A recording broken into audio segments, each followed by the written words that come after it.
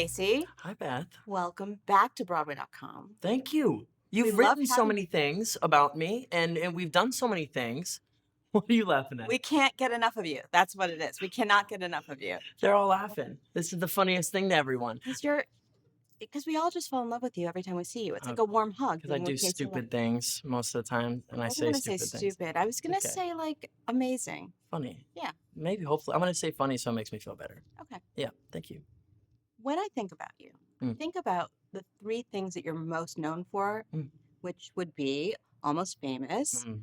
and Heathers Mm. Now, Yeah. and of course, Back to the Future.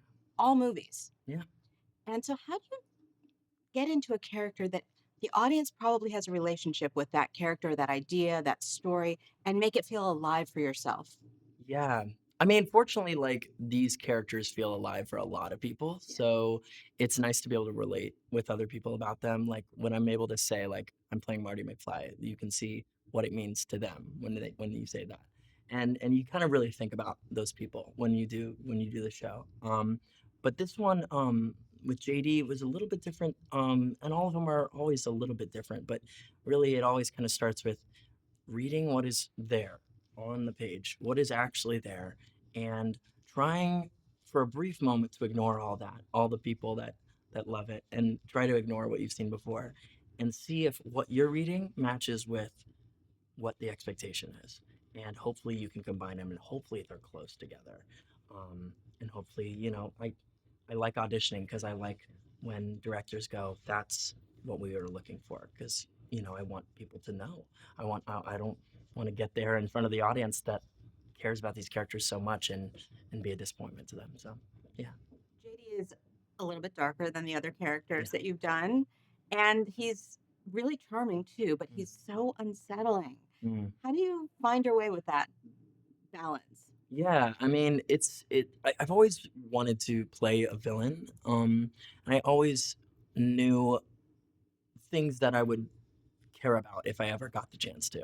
And I don't know if I'll ever get the chance again. So I'm thrilled to kind of put in my ideas of a character like this that is so broken and, as he says, damaged, but also really smart and also kind of morally complicated. Um, it's just the most like human character.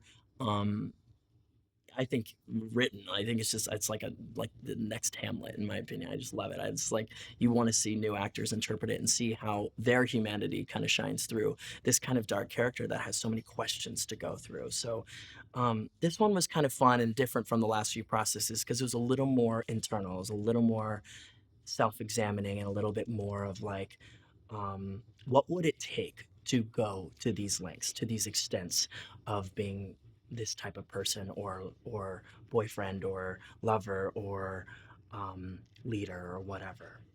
And Heathers has a huge cult following. Yeah. Tell me why. Why do so many people relate to it? Yeah, I think Heather's relates to people because they see themselves seen in the characters, which is kind of sometimes an embarrassing thing to say, I guess. The characters are very complex and Dark. problematic and Yeah. dark and happy and lovely people, but they're people. It's a very human story. I think it's the most accurate high school musical ever written. It's like this day's Grease, when people watch Grease and they go, well, those are real issues. Kaneki and Rizzo are going through some serious things, and that's a serious problem. Here we are. Shows like Spring Awakening, shows like Heathers, like these are shows that remind us that it's not all fun and games in high school. So So now that you're in your villain era, let's talk about the mullet. mm, Very important question. yes, This was a real choice. it was a real choice. Yes, the mullet was my choice, and I wanted it because I thought reading the character that he would have. He's kind of halfway between worlds all the time. He's kind of halfway between good, halfway between evil. He's somewhere in there.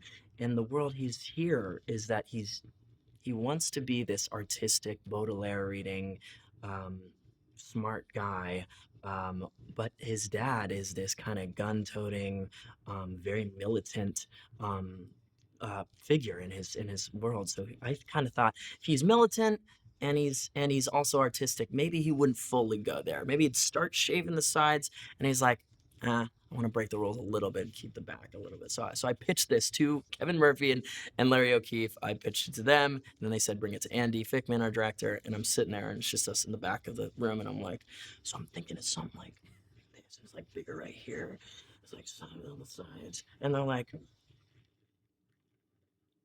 as long as it doesn't look too professional. And I was like, I'll make sure to tell the haircut guys that. So it looked because kind of that's the story. That's the story behind the mullet. Serious, Very serious serious. It's a situation. serious conversation about hair with me. Every show I do. They wanted to wig me for Back to the Future. Oh Oh no, no, no. no, no, no. The curls had to come through. No, no. You know why I love talking to you, I besides love the talking fact to that you. you're just amazing, Thank is you. that you are a true theater kid. Let's talk about Stephanie Likes, your mom, Yeah. who's a performer. And not only is she someone that you've worked with and someone you grew up with, obviously, because she's your mom, but she's someone who informed you of the reality of being an actor as well as the arts, the artistic part of it. Mm. What did you learn? I think I learned a great deal of resilience from my mom when it came to life and this industry. She's also a single mother, um, and she was providing for us, you know. So that's one of the biggest motivators. But it also helps that she was also an actor and whatever. But I think the resilience that she taught me is that you got to show up prepared, you got to show up on time, you got to show up with ideas, and you better be good at it. You know what I mean? Prepared, work on it, get your lessons, watch interviews. She was just a sponge and she loved what she did. And that's how she got to perform on Les Mis, in Les Mis, 98, I believe it was. And it was just, that was something I was shooting for my whole life. And looking back on it now, I think it was really her raising us, almost single-handedly. My grandparents helped as well, but I think that was really kind of what taught me. It's like, well, what am I to complain about 8 shows? You know what I mean? If I'm just providing for myself right now and I'm doing 8 shows a week, then that's good. That's good. Does playing a teenager bring you back to any of those lessons you learned from her? Yeah, absolutely. It's funny because she gave me a kind of a really great life to live as an actor. She let me go to public schools, and I say let me, which some people might be like, oh, excuse me, I would never.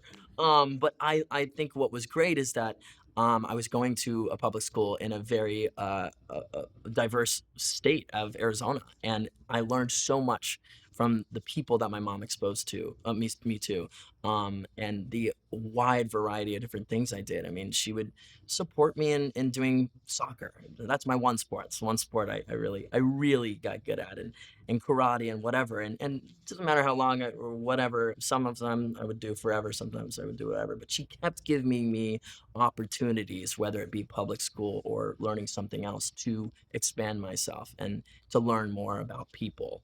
And I do think that is made me a better actor. I do think that's something I carry on to stage with, especially characters like JD that just carry so much baggage with them of real life. And now that I see you here off Broadway, on Broadway, I feel like you're a real member of the theater community. Oh, it's And great to hear. I mean, I see you at shows, you I'm take it all always here. in, Yeah.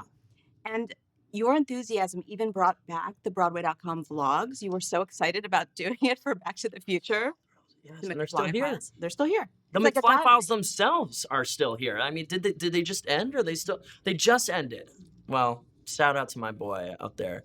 I'm glad he kept it going. It was so cool. Lucas's version. Yeah, that's So right. cute. So what is it about Broadway that attracted you? What is it that you wanted to be a part of? I think only recently I've started thinking about how I've come out here and almost recreated this kind of like this feeling I had when I was younger of getting to do youth theater and community theater and share it with my friends and getting a new role and being like, oh, I can't wait to show people this new side of myself. Because it's not like you're walking around and showing off sides, especially JD, the Yeah. problematic character. You're not showing those sides of you.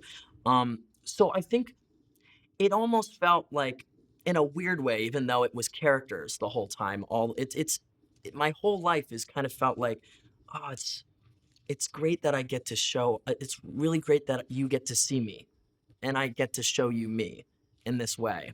Um, that it's not fully me, but it's a version of me, and it's been interesting to watch that happen out here, and people know me from previous shows or know me personally, and then go, "Oh my gosh, that uh, I didn't know you performed," or or whatever. And it's been nice to recreate that community and that sense of like excitement about theater and like getting to show your friends. And if there isn't a community, then what are we doing it for? There's no motivation. There has to be some sort of we come together at the Tonys and the Jimmy Awards and Especially you, yeah. yeah, and me, Mhm. yeah, and the TikToks and whatever, wherever theater people gather nowadays, and we get to go, "Look what I did." And that is, I think, the biggest driving force for me, and I think a lot of creatives out here, hopefully. With that in mind, what is your Broadway dream or your off-Broadway dream? Oh my gosh, I feel like if I say it, it'll not come true. So I feel like I have to say it in a way that is kind of maybe Keep the superstition. yeah, the superstition. I think the goal is I really want to be a storyteller in every single sense of the word. I want to be making the stories, I want to be editing the stories, I want to be in the stories. And however I can best suit them is how I want to do it. Whether that be acting or something else but I don't know. I love continuing to tell the stories. So as long as people let me do that, that would be great. I love how much you're willing to jump in. Oh yeah, I'm in. I'm back. We're back here in the studio making these videos. I'm ready to jump in. Anything, throw it my way. And oh, the TikToks too. You can tell. I'm ready for anything. Well, thanks for joining me. It's always great to see you. Thank you so much. I appreciate it. It's great to be back. Broadway.com always.